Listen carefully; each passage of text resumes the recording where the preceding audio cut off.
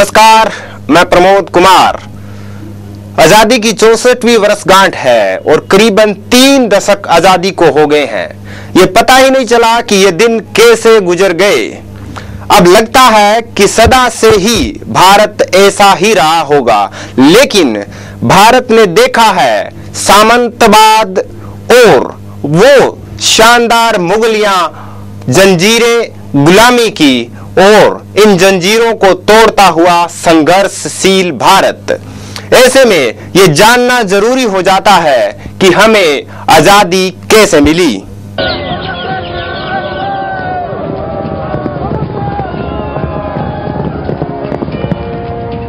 11 मई 1857।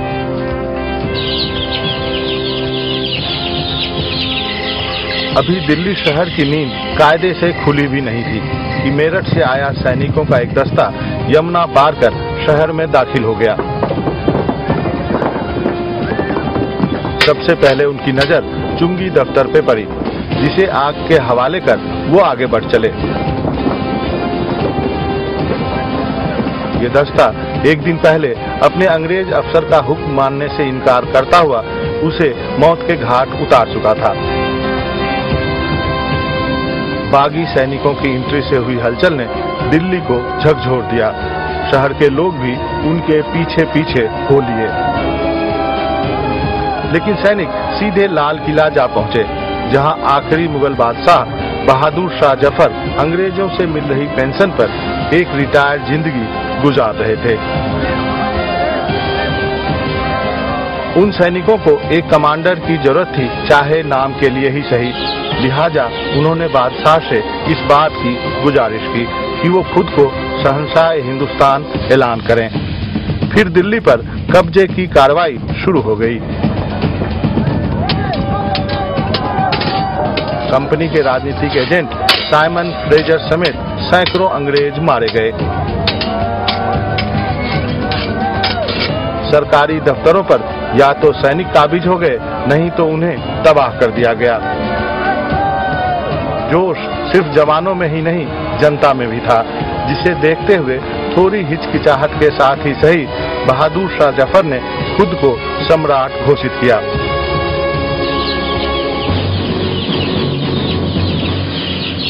मेरठ की बगावत हो या फिर दिल्ली पर कब्जा, यह महज एक शुरुआत थी। इसके बाद तो देश के हर हिस्सों में विद्रोह फूट पड़ा, लेकिन सबसे बड़ी आग तो अवध ने अपने सीने में दबाकर रखी हुई थी।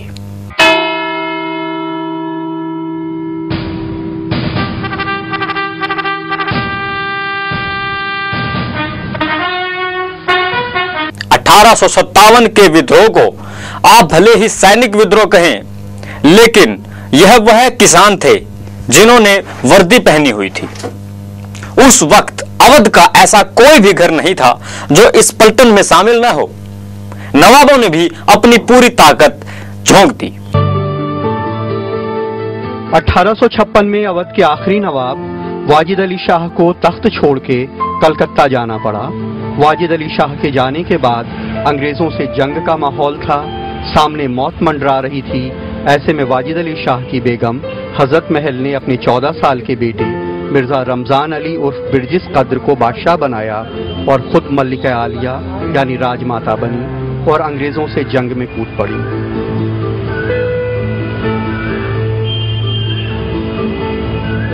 देखिए, बेगम हजरत महल एक पर्दानशी खातून थी।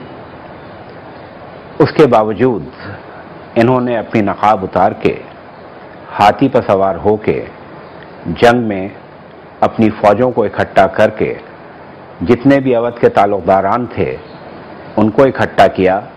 और अवाम चूँकि इनसे बहुत अक़ीदत रखती थी, नवाब वाजिद अली शाह बहादुर को वो अपना कृष्ण कन्हैया हिंदू कहते थे, मुसलमान भी उनकी बहुत इज्जत करते थे, अवाम उनके राज्य में बहुत खुश था।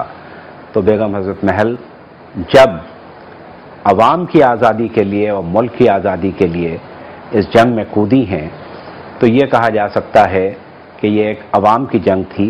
ये जंग आज़ादी तो थी ही थी, लेकिन ये एक ऐसी जंग थी कि इसमें हर स्टेटस का इंसान जो था वो शरीक था। हर मजहब का इंसान इसमें शरीक था।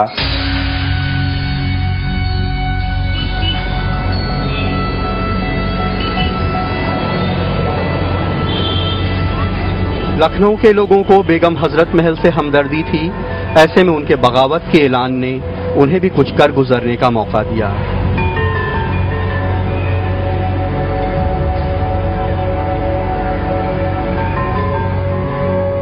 वहीं पड़ोस के कानपुर में आखिरी मराठा पेशवा बाजीराव सेकंड के गोदलिए बेटे नाना साहब ने विद्रोहियों की कमान संभाल ली।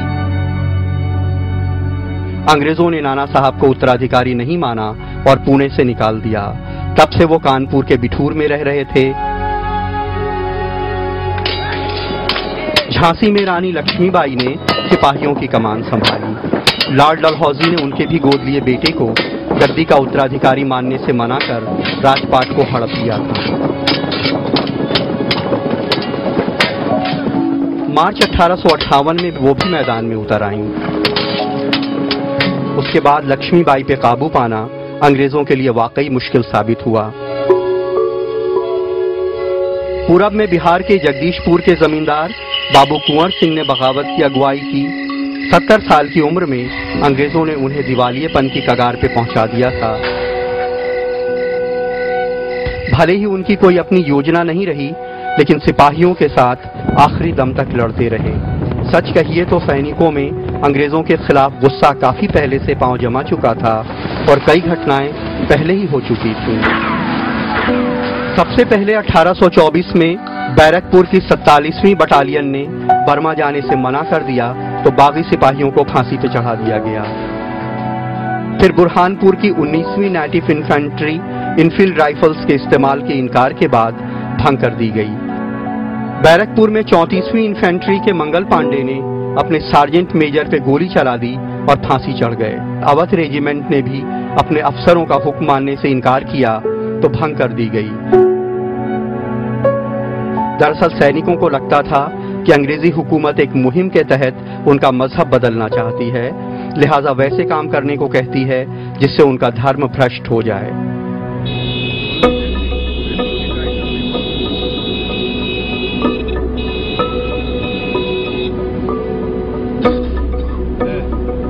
₹7 में एक फौजी की जिंदगी कैसी होगी? जी हाँ, दिन भर का गुजारा, 2 वक्त की रोटी, कपड़े और जरूरत की वो चीजें कैसे वो लाता होगा। महीने में 1 या 2 रुपए बड़ी मुश्किल से बचते होंगे। ऐसे में किसानों की जिंदगी तो डंडे के जोर पर और भी गई गुजरी हो गई होगी। जी हाँ, किसानों से खूब लगान वसूला जाता था, यहां तक कि अंग्रेजी हुकूमत ने घास तक पर लगान लगा दिया। लोगों के हाथों में जब तक दमखम बचा लड़ते रहे, लेकिन लड़ाई सिर्फ हौसले के दम पे नहीं होती। दिल्ली का दिया तो पहले ही बुझ चुका था। एक लंबी और घमासान जंग के बाद हुमायूं के मकबरे में पनाह लिए बहादुर शाह जफर गिरफ्तारी और मुकदमे के बाद रंगून जेल भेज दिए गए। महान मुगल जो पश्चिम से एक हसरत लिए छौके की तरह आए, 3.5 सदी बाद पूरब के रास्ते दिल में गुबार लिए निकल गए और छोड़ गए ऐसी बेशुमार यादें जिन पे हम आज भी फख्र करते हैं।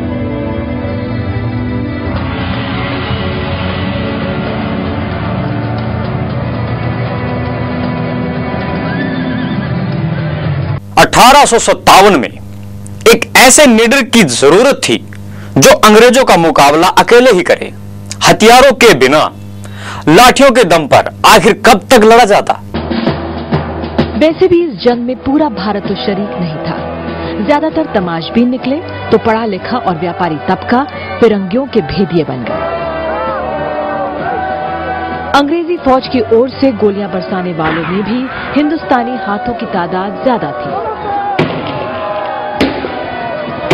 साल भर के भीतर बगावत किसी बुलबुले की तरह बैठने लगा। झांसी की रानी आखिरी सांस तक लड़ती मारी गई, जिसके बारे में जनरल ह्यूग रोज ने कहा, यहाँ वो औरत सोई हुई है जो विद्रोहियों में एकमात्र मर्द थी। नाना साहिब ने अंग्रेजी हुकूमत के खिलाफ समर्पण करने से इनकार कर दिया और नेपाल चले गए। जी हां, गुरेला की लड़ाई लड़ते लड़ते तांत्या टोपे एक जमींदार के धोखे के शिकार हो गए और मारे गए। 1857 की क्रांति को इतिहासकारों ने भले ही कुछ भी कहा हो, लेकिन सही मायनों में अगर हम बात करें तो 1857 की वो क्रांति आजादी का बिगुल बजा चुकी थी। जी हां, आज भले ही हम आजाद हो, लेकिन 1857 की उस क्रांति में सैनिकों के साथ साथ जमींदार, युवक, सत्नियां भी साथ में कूद पड़ी। जी हां, यहां तक कि फकीर, सन्यासी और धार्मिक गुरुओं ने भी बातचीत के मसौदों के साथ साथ हथियार उठा लिए। वंदे मातरम, वंदे वंदे मातरम, वंदे मातरम, वंदे मातरम, वंदे मातरम, वंदे मातरम, वंदे मातरम, वंदे मातरम, वंदे मातरम, वंदे मातरम, वंदे मातरम, वंदे मातरम, वंदे मातरम, वंदे।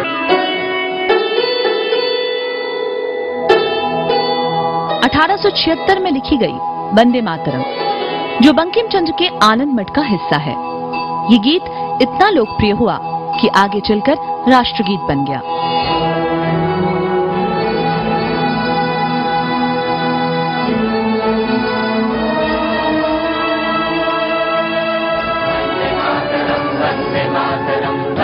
आजादी के बाद आनंद मठ नाम से फिल्म भी बनी। सन्यासी विद्रोह का असर चाहे जो रहा हो, लेकिन इससे जुड़े किस्से और मठों में साधुओं के संघर्ष के तौर तरीके कई तरह के फंतासियों से भरे पड़े हैं।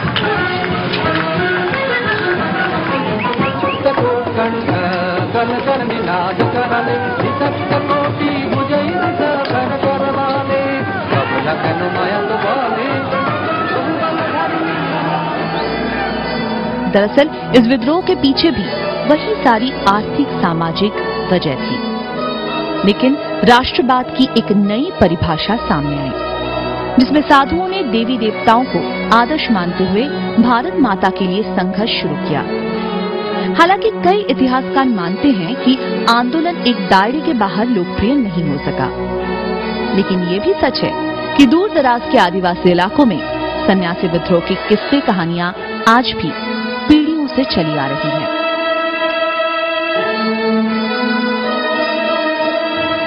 अब महाराष्ट्र में धूमधाम से मनाया जाने वाला गणपति महोत्सव आजादी के दीवानों के लिए एक त्योहार बन गया। बाल गंगाधर तिलक ने हफ्ते भर चलने वाले इस महोत्सव के जरिए लोगों में राष्ट्रवादी भावना पैदा करने का काम किया।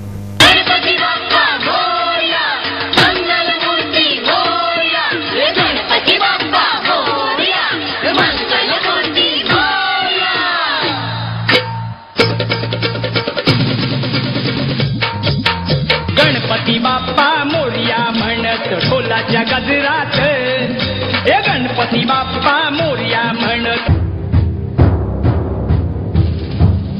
दरअसल तिलक ने न सिर्फ सामाजिक ताने बाने के साथ तालमेल बिठाकर क्रांति लाने की शुरुआत की, बल्कि प्रेस की आजादी को लेकर अंग्रेजों से खुली जंग लड़ने वालों में भी वो पहली कतार में रहे। 1856 में पैदा हुए तिलक ग्रेजुएशन के बाद देश सेवा से जुड़ गए और जीजी आगरकर के साथ उन्होंने 1881 में केसरी और मराठा 2 अखबार निकाले। सरकार की कड़ी और 2 टूक आलोचनाओं को लेकर वो जल्द ही मशहूर हो गए। फिर अकाल पीड़ित किसानों को टैक्स नहीं भरने और विदेशी कपड़ों के बहिष्कार आंदोलन से भी जुड़े रहे और सरकार के निशाने पर आ गए। तभी 1897 में पुणे में प्लेग फैल गया। ज्यादातर नेता शहर छोड़कर चले गए, पर तिलक डटे रहे। सरकार घर घर की तलाशी लेकर लोगों को अस्पताल में भर्ती करवा रही थी, लेकिन उसके कामकाज के तरीके, खासकर अंग्रेज अफसरों के रवैये को लेकर लोगों में जबरदस्त गुस्सा था। इस बीच जून 1897 में चापेकर बंधुओं ने पूना प्लेग कमेटी के अध्यक्ष रैंड और लेफ्टिनेंट ऑयस्टर की हत्या कर दी। अंग्रेजों को बहाना मिला और सरकार के खिलाफ नफरत फैलाने के आरोप में 27 जुलाई 1897 को तिलक गिरफ्तार कर लिए गए।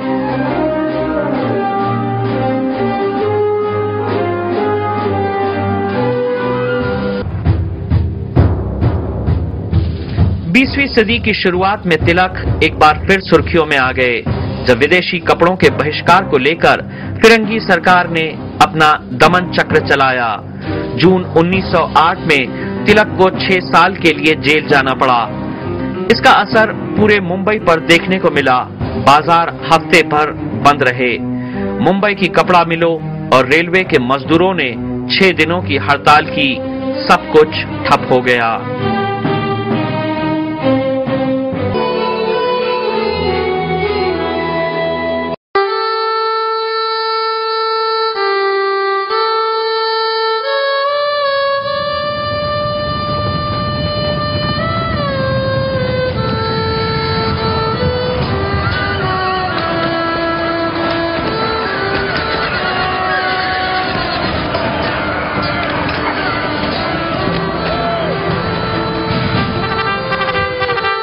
क्रांति में अब राजनीतिक कदम अहम हो गया था। कांग्रेस पूरे देश में अंबरबेल की तरह फैल रही थी, लेकिन यह समझना जरूरी है कि कांग्रेस पार्टी उस वक्त एक पार्टी से ज्यादा आंदोलन के रूप में उभरी। यूं तो हमारी आजादी ने कई मोड़ लिए, लेकिन उस वक्त 2 जो अहम मोड़ थे वो ये थे, एक इंडियन नेशनल कांग्रेस की स्थापना और दूसरा मोहनदास करमचंद गांधी की आंदोलन में एंट्री। 1870 से 1880 के बीच भारतीयों की राजनीतिक चेतना तेजी से बढ़ी। वो रफ्तार से हो रहे बदलावों का दौर था। नौजवानों की एक पीढ़ी उठ खड़ी हुई जिसे अब तक के तौर तरीकों पर यकीन नहीं था। इनमें बड़ी तादाद में बुद्धिजीवी थे। सच कहिए तो अपनी स्थापना के वक्त कांग्रेस एक पार्टी कम आंदोलन अधिक थी। A.O. ह्यूम एक ब्रिटिश सिविल सर्वेंट हुआ करते थे जिनकी भूमिका बेहद अहम रही, लेकिन दादा भाई नौरोजी, जस्टिस रानडे, फिरोज शाह मेहता, जी सुब्रमण्यम और सुरेंद्रनाथ बैनर्जी सरीखे नेताओं ने मिलकर इंडियन नेशनल कांग्रेस की नींव रखी। W.C. बैनर्जी इसके पहले अध्यक्ष बने। शुरुआत के 2 दशकों में कांग्रेस से किसी क्रांतिकारी कदम की उम्मीद बेईमानी थी, लेकिन इतना तय है कि उसने बाद के आंदोलनों के लिए एक जमीन जरूर ही तैयार कर दी। वो सरकारी नीतियों की आलोचना और लोगों को जोड़ने का काम करती रही।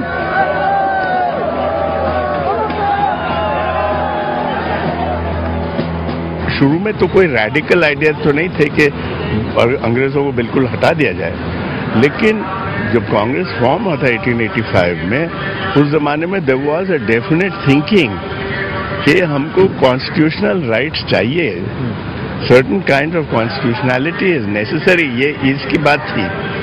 सो when it started it led the seeds, मतलब seeds of future freedom struggle.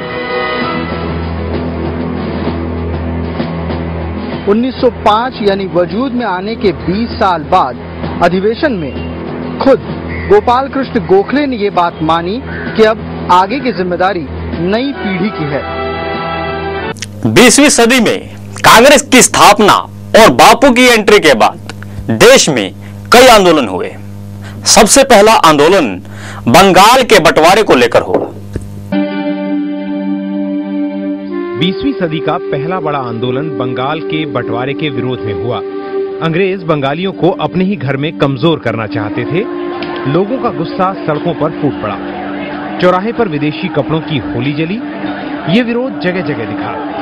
Bengal की लड़ाई पूरे देश ने एकजुट होकर लड़ी, लेकिन कांग्रेस आपस में बंट गई।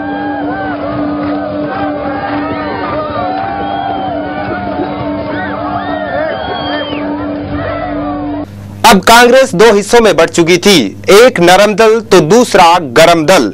कांग्रेस की इस तकरार के बीच एक उम्मीद की किरण जागी थी।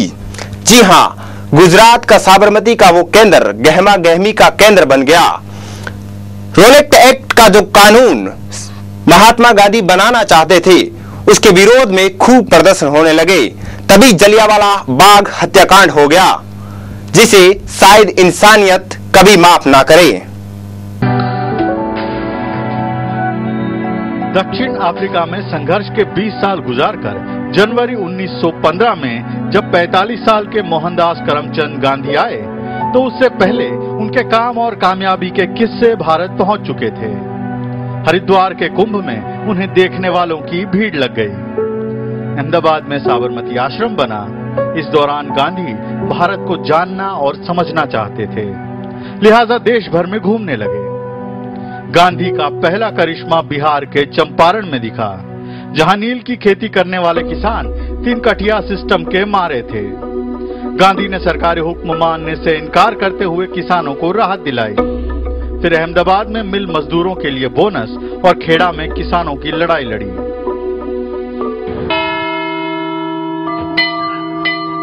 अप्रैल 1919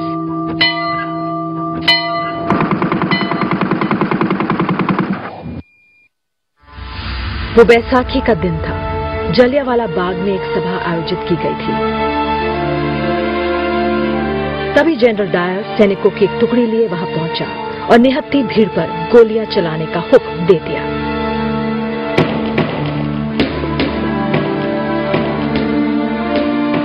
बगैर किसी चेतावनी के शुरू हुई गोलीबारी 10 मिनट तक चलती रही। सभा स्थल के चारों ओर ऊंची दीवारें थी और बीच में एक कुआं। बचने का कोई रास्ता नहीं देख लोग कुएं में कूदने लगे। आंकड़े के मुताबिक इस जनसंहार में 379 लोग मारे गए, जबकि असली तादाद कहीं ज्यादा थी। गांधी जी के असहयोग आंदोलन को बड़ा समर्थन मिलने लगा। तभी गुस्साई भीड़ ने एक थाने को जलाकर राख कर दिया और गांधी जी को अपना आंदोलन वापस लेना पड़ा। असहयोग आंदोलन की अकाल मृत्यु के बाद देश में क्रांतिकारी आतंकवाद का दौर शुरू हो गया। एक लहर पंजाब, यूपी और बिहार में उठी तो दूसरी बंगाल में। लेकिन सबसे बड़ा सवाल पैसे का था, नहीं तो हथियार और गोला बारूद कहां से आते। 9 अगस्त 1925 क्रांतिकारियों ने लखनऊ के करीब एक गांव काकोरी में 8 डाउन ट्रेन को रोक लिया और उसमें जा रहा रेलवे का खजाना लूट लिया। बड़े पैमाने पर गिरफ्तारियां हुई। अशफाकुल्ला खान, रामप्रसाद बिस्मिल, रोशन सिंह और राजेंद्र लाहिड़ी को फांसी मिली। 4 लोगों को अंडमान भेजा गया और 17 को लंबी कैद मिली, लेकिन चंद्रशेखर आजाद फरार हो गए।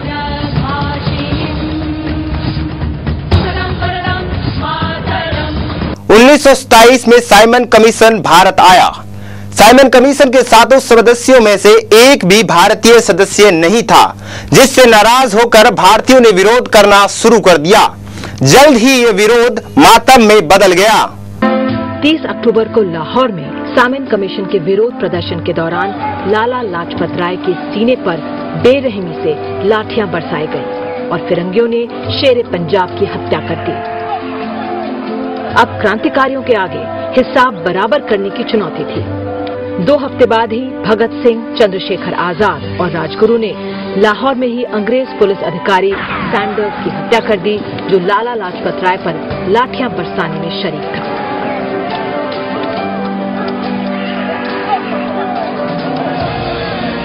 अंग्रेज क्रांतिकारियों को रोकने के लिए कानून बनाना चाहते थे कि किस प्रकार इनको रोका जाए, लेकिन क्रांतिकारियों की नजर आ गई अब इस कानून के ऊपर।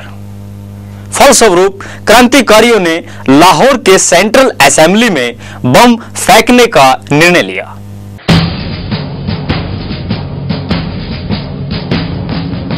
असेंबली में बम फेंकने की जिम्मेदारी भगत सिंह और बटुकेश्वर दत्त को दी गई, जिसका मकसद सिर्फ धमाका करना था, न कि किसी की जान लेना।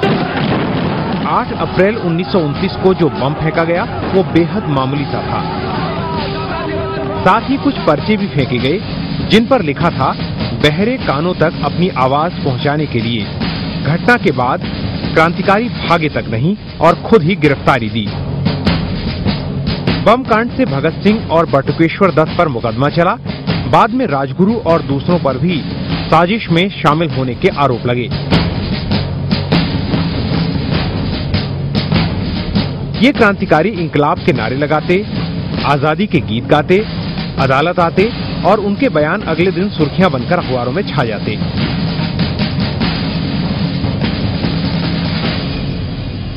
मार्क्सिस्ट थॉट, मार्क्सिज्म का जो थिंकिंग था और मार्क्सिज्म के जो कॉन्सेप्ट्स थे, मार्क्स के जो कॉन्सेप्ट थे, और फिर जैसे कि सोवियत यूनियन में जैसे कि रशियन रेवोल्यूशन हुआ था, तो उसका काफी इम्पैक्ट उन पे था और उन्होंने देखा था कि जैसे कॉलोनियलिज्म को कैसे हटा सकते हैं।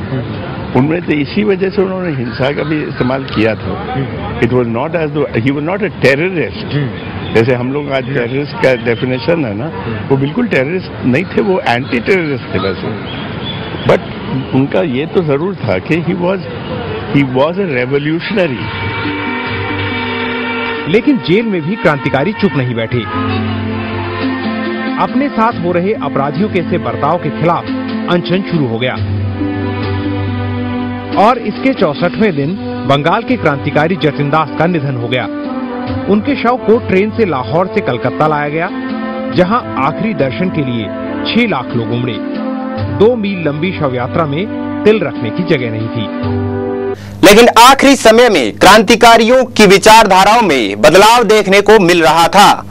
उन पर समाजवाद की विचारधारा भारी पड़ने लगी थी।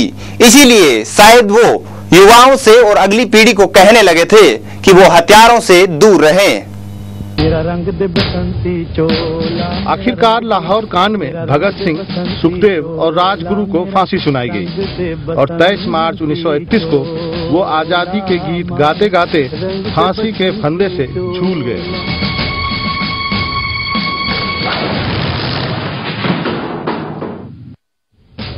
क्रांतिकारियों को हुई फांसी के असर से महात्मा गांधी भी अछूते नहीं रहे।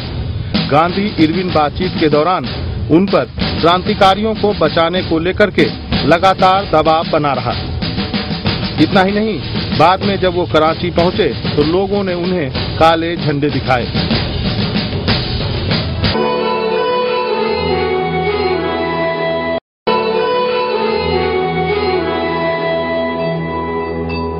अब अंग्रेजों ने नमक पर भी टैक्स लगाना शुरू कर दिया। इसके विरोध में गांधी जी ने सविनय अवज्ञा आंदोलन की शुरुआत की। गांधी जी के अनुसार कोई भला नमक जैसी चीज के ऊपर भी कैसे टैक्स लगा सकता है? ऐसा कानून जो कानून की किताब के लिए भी कलंक जैसा था।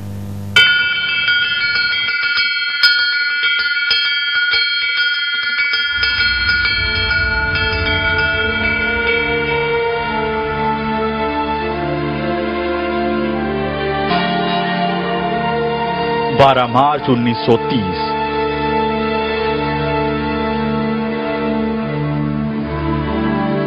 साबरमती आश्रम से 78 लोगों का जत्था 240 मील लंबे दांडी मार्च के लिए रवाना हो गया। इसके साथ ही शराब और विदेशी कपड़ों की दुकानों पर भी धरने शुरू हो गए। जैसे जैसे गांधी बढ़ते गए, लोगों का हुजूम बढ़ता गया। रास्ते में लोग तोरण बनाकर और सड़क के किनारे चरखे काटकर सम्मान करते। 16 अप्रैल को एक मुट्ठी नमक हाथ में लेकर गांधी ने सिविल नाफरमानी का श्री गणेश किया। नमक सत्याग्रह दूसरे हिस्सों में भी चल रहा था। तमिलनाडु के तंजौर में सी राजगोपालाचारी, मलाबार में वैकम सत्याग्रह, तो धरासना नमक फैक्ट्री पर सरोजिनी नायडू, इमाम साहब और गांधी जी के बेटे मणिलाल ने कमान संभाल रखी थी।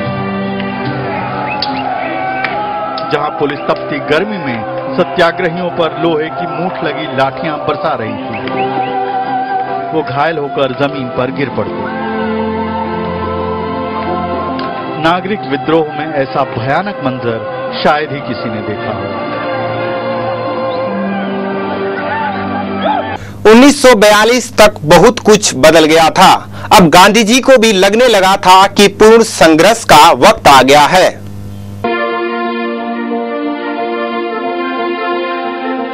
मिशन साफ था, आजादी से कम कुछ भी नहीं, और इसके लिए छोटा संबंध, करो या मरो। समाज के हर वर्ग के लिए निर्देश दिए गए। सरकारी कर्मचारी नौकरी न छोड़े, लेकिन निष्ठा कांग्रेस के साथ रखें।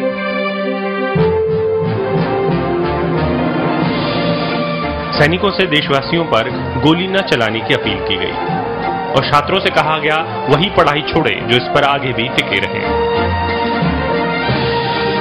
9 अगस्त की सुबह तक कांग्रेस के सारे बड़े नेता गिरफ्तार कर लिए गए। जहां जनसभा होनी थी वहां टकराव भी हुआ। भारत छोड़ो आंदोलन जंगल में आग की तरह फैलने लगा।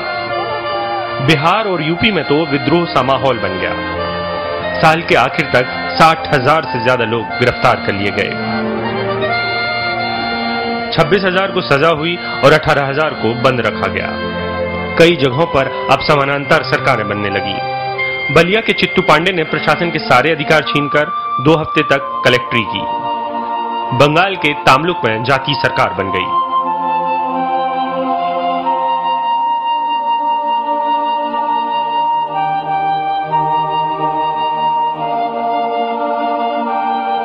फरवरी 1943 में महात्मा गांधी ने जेल में ही उपवास शुरू कर दिया। अंग्रेजी हुकूमत चाहती थी कि गांधी जी मर जाए, लेकिन पूरे विश्व के दबाव के चलते अंग्रेजों को गांधी जी के आगे हथियार डालने पड़े। भारत छोड़ो आंदोलन के दौरान ही सिंगापुर में मोहन सिंह ने आजाद हिंद फौज का गठन किया, जो जल्द ही नेताजी सुभाष चंद्र बोस की अगुवाई में एक सैन्य ताकत के तौर पर उभरा, जिसका हेडक्वार्टर रंगून और सिंगापुर बना और नए सिरे से संगठन को मजबूत किया जाने लगा। इसमें रानी झांसी रेजिमेंट नाम से महिला दस्ता भी तैयार किया गया। 6 जुलाई 1944 को नेताजी ने आजाद हिंद रेडियो पर गांधी जी को संबोधित किया और आजादी की आखिरी लड़ाई में राष्ट्रपिता से आशीर्वाद मांगा। Every patriotic Indian must advance towards the field of battle. Only when the blood of freedom-loving Indian begins to flow will India attain her freedom. इनकलाब जिंदाबाद, आजाद हिंद जिंदाबाद। आखिरी दिनों में अब अंग्रेजों को यह मालूम हो गया कि अब भारत को सत्ता सौंपकर उन्हें वापस जाना ही होगा। इसके लिए कई सौदे हुए, कई मोल भाव भी हुए। आखिर में माउंट बेटन को भारत आना पड़ा, जिनका मकसद था भारत को सत्ता सौंपना। तब कहीं जाकर हमें आजादी मिली।